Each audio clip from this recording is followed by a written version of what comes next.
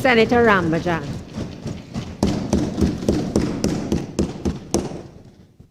Thank you very much, Madam President. It is ironic that I follow up on the Honorable Senator and we share the same name. But it seems as if the only thing we share in agreement today is our first name. Regrettably, I cannot agree with my friend when she says, I too practice, I was a defense counsel. And I say that to say this. When you prosecute, as my learned friend, Senator Lachmidial indicated, you look at things differently. When you're a defense attorney, you look at things differently. Your aim, your purpose is completely different in the trial process. And as a consequence, I stand, having sat in both roles, and I know that independent Senator Welch has done the same. So I'm grateful to have my voice heard today on this piece of legislation. Now, why do we need this legislation at all? The learned Honorable Attorney General started his presentation by saying, and quoting rather, a list of things that were used to present this legislation. And he quoted a number of different things, the report of the committee, he quoted the judge's rules, he quoted the police standing orders. And my question is this: if we have all of these things in place already, why is it not being used appropriately? Is codifying an existing standard of conduct going to make it better? I would answer my own question. It will not. I suggest respectfully to the members of the independent bench that what will happen is a plethora of cases being dismissed because police officers are incapable or unable to satisfy the statutory burdens that the Honorable Attorney General wishes to place upon them through this piece of legislation. I will start by looking at the PACE Act. The Honorable Attorney General said that the legislation, the amendments are drafted to take into account the English position. Interestingly enough, when you look at the bill essentials, PACE is not referred to there. So it is not a comparator that was used. Yet when we look at PACE, these amendments are exact replicas of the English legislation. The difference between England and Trinidad and Tobago is we do not have the resources that they do. When they passed the Police and Criminal Evidence Act in 1984, Parliament, the English Parliament, made it clear that if we are passing this, and the purpose of PACE at the time, if you research it, you will see it says, is to institute a legislative framework for the powers of the police. If you are giving them legislative duties, you have to equally give them resources. And I support my colleague, Senator Lachmidial, who indicated that there was a budgetary cut. So how are we doing the two things? You know, in Trinidad, we say one hand or clap. So you want the police do something, but you're not giving them nothing to do it with. That is the reality. Now, I know I will be challenged, and I will be told that the Attorney General said it. He said we have provided the plant, the machinery, the tools, and the people. Where is it? I am not seeing it with the greatest of respect. As well-intentioned as legislative amendments might be, if we do not have the practical capabilities to implement it, it is merely words on paper. That is all it is. And when you are dealing with the fundamental rights and freedoms of the citizens of the Republic and Trinidad and Tobago, we cannot just reduce it to words on paper. Because a man who is held 2 o'clock in the morning by the police, who refused to show him a warrant and take him to the station in his boxers and a vest, and puts him in a cell where there is a hole in the ground for him to conduct his human business. And he is told, I have 48 hours to keep you in here. And he says, so what about my phone call? And the police officer says, you have a cell phone? You want to use it? That is the reality of the current process. So would the police have the relevant training, knowledge, applicability to do that which they want to do through this piece of legislation? I say to you, they will not. Now, photos sound simple. We're doing identification by providing photos. I'm sure we've seen it done on television. But the problem is the legislation starts to create a process and then it stops short. So you have several lacunas. With the photograph, you have to provide a lineup of photos. We don't know where the photos are coming from. We don't know if there's a database of persons that are being used. We don't know if it would be. We have right now on social media, constantly on Facebook, wanted, beyond the tape. Different shows have different persons and their photos are being placed on social media and on television. That affects the ability of a court to consider the admissibility of identification. Because if a witness says, I saw him on TV, and then he goes the next day and he does an identification parade, that identification parade gets thrown out. So we must understand the reality, as well-intentioned as we might be to try and fix the criminal justice system. You must first understand it. And to understand it, it means to be there with the people who are in the cells, who are suffering. As much as we have good police officers, sometimes we have bad ones. And we have to make sure that if a standard of conduct is being given, it can be practiced across the board without prejudice to anyone. And the only way that can be done is if the police is properly resourced. I tell you this to say, when I started about the point about the photographs, currently in trial court in the High Court of both Port of Spain and San Fernando, when you do a trial, the police would provide you with photographs that are black and white. In 2021, black and white photographs are being used in the trial court. Worse, the police will come and say, we do not have the paper to pin the photographs on, so these are photocopies. I have done trials where photocopies have been used as exhibits. So if you can't provide the material that the police need to prosecute a case in the courts of the Republic, how are you going to provide them with 12 photos to conduct a photo ID parade? Station diaries. A lot of mention of it in the amendment, proposed amendment. There is an existing duty. Every criminal defense attorney, I know my learned friend, Senator Sagram Singh Suklal, will know Standing Order 16 and 17. That is the Bible in the criminal court. And both 16 and 17 deal with an officer's pocket diary and their station diary. And every time you ask them for their pocket diary, we were never issued one. I have a personal diary. When you ask for the station diary, it is missing. So there are several sections in this legislation that speaks to a notation being made in the station diary. That already exists and is not being done. How can we fix that? Certainly not by passing legislation that starts the process and then stops short. There are several lacunas in the legislation when you look at the practical and the pragmatic purpose of trying to implement a new system to improve the criminal justice system. Now, something that troubled me was the register of interviews that is to be maintained by the Commissioner of Police. The Commissioner of Police has a purpose. His purpose is not to approve forms. When you look at the definition section, the definition section says that the form, an approved form,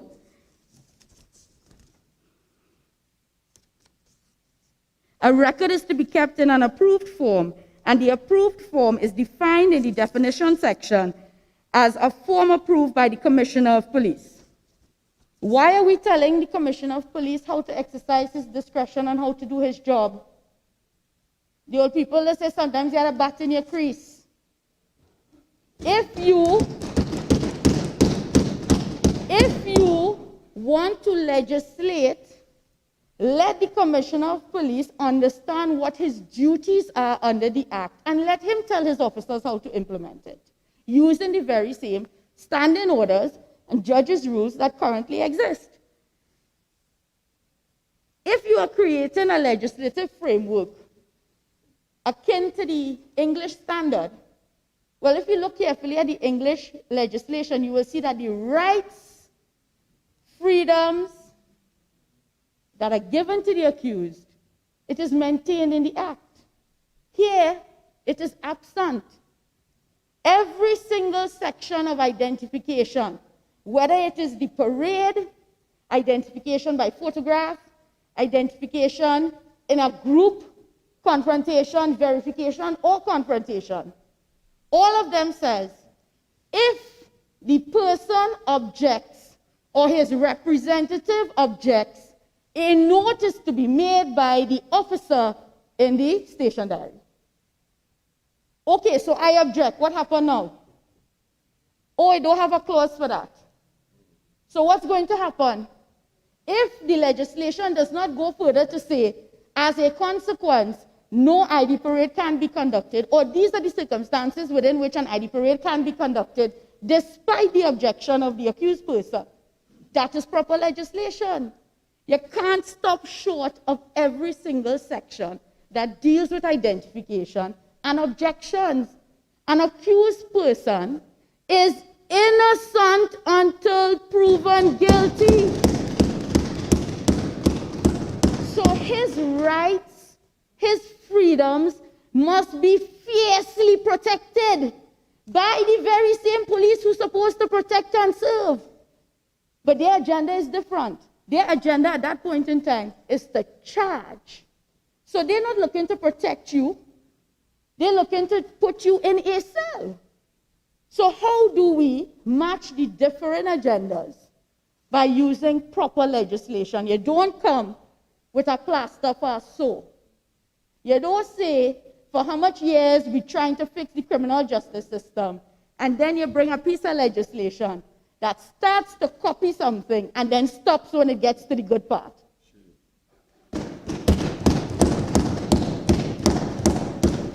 My learned friend, Senator Sagram, said this side only making noise. I want to say this.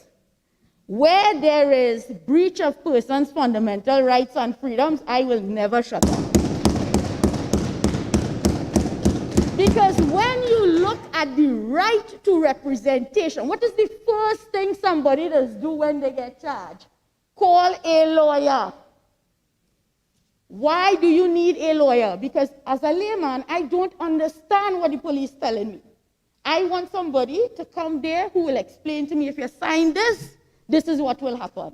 If you agree to this, this is what will happen. The right to representation in this piece of legislation, my learned friend says that the Honorable Attorney General took great pains to protect the rights of the accused not being trampled on. Well then, let me take it straight to the section. 12S,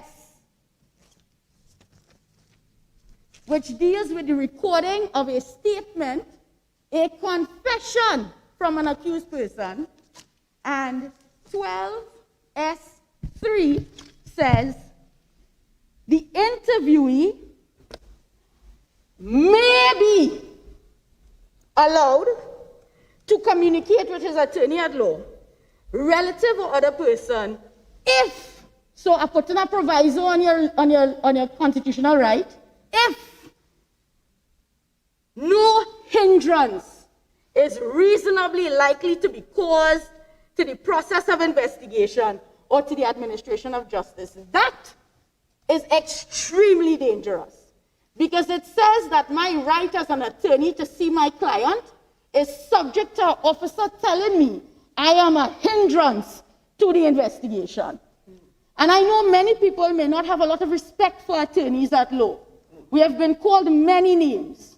Sure. But you know what the reality is? We are certainly not a hindrance.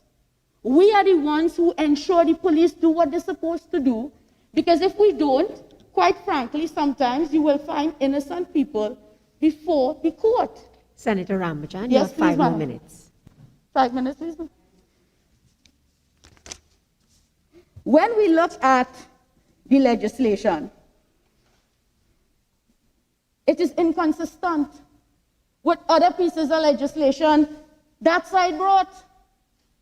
For example, the right to representation in 12S, that, or I should say the lack of the right to representation, because it is subjective to the police officer, is repeated in section 12G, where you are given 9 hours notice. Now the section reads, he shall be allowed a telephone call, but B is the most important one.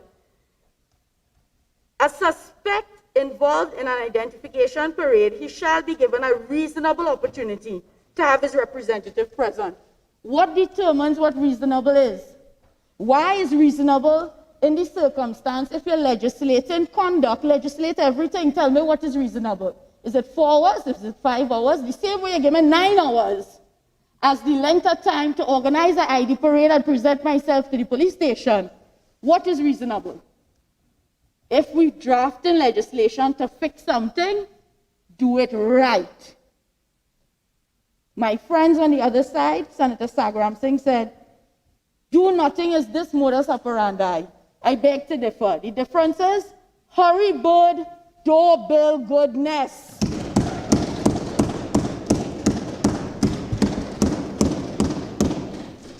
At the end of the day, we are responsible to ensure that any legislation passed here is right, proper, and well balanced. It is fair to the people out there. Right now, you have persons in Trinidad and Tobago who are falling foul of the criminal justice system because they do not have internet access. They don't have a laptop, they don't have a cell phone with data on it. So when they have virtual hearings, they cannot attend, they don't know what's happening. We need to be practical and pragmatic. When we look at the way police officers may investigate or conduct an investigation, it might not be to the standard that we expect in this legislation. And then what happens? A smart defense attorney like Senator Sagram Singh would make an application to the court to have the identification parade thrown out. And what happens to the matter now? It gets dismissed. So as well-intentioned as this honorable house might be, this honorable chamber rather, and the Attorney General, your intentions sometimes do not match the practical reality of what is on the ground. For example, you pass a series of ordinances, public health ordinances. People getting charged. You see that there are issues right now with interpretation. You have the police charging persons under the public health ordinance. And you know what's happening? It's being dismissed en masse. So you pass legislation, you tell the police to enforce it, and then when they do try to enforce it and they go before the court, it gets dismissed. Alicia's guest house, big deal, everybody talk about it. It was dismissed, all 15. Recently this year, since the year started, 10 were dismissed in Arima. Why? Because of non-performance of the police officers in bringing the case to the court. So what this legislation would seek to do, Madam President, with the greatest of respect to the Honorable Attorney General, is to create more problems for the police, greater avenue for the guilty to go free, and opportunity for the innocent to be abused. And that is something, in my respectful view, we cannot support. When you look at several of the sections, group identification, for example, the ability to take an accused person who is in handcuffs in a public place, in Trinidad and Tobago, where he might run. Senator Thompson and I spoke about it, that we have escape artists. Are we really looking at the fundamental things that we need to look at to try and fix the system? Or are we just playing for the public perception that we're trying to do something? That is a question I would leave for the public to answer. But I would say respectfully to the members of the independent bench that this piece of legislation needs a great deal of rework. It stops short on several main points, and it creates a responsibility that the police simply do not have the resources to perform. Madam President, this is my submission. I thank you.